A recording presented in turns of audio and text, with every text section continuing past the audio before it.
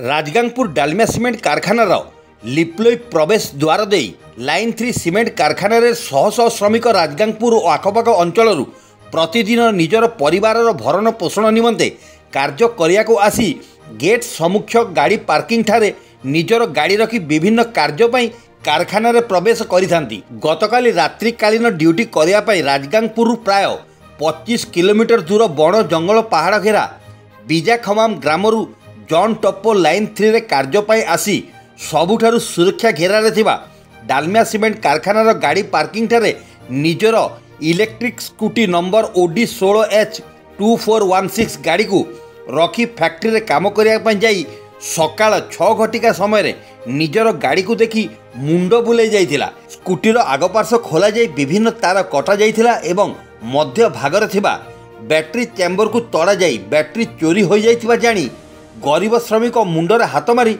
सेठारे बसी पड़ीथिला।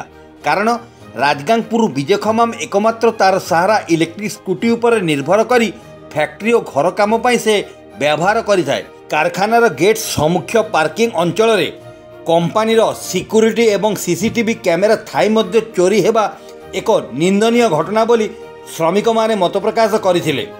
कंपानीर CCTV camera जांच करागले चोरीर रहस्य उन्मोचित हेबो बोली श्रमिक महल रे आलोचना होउतबा परिलक्षित होईची।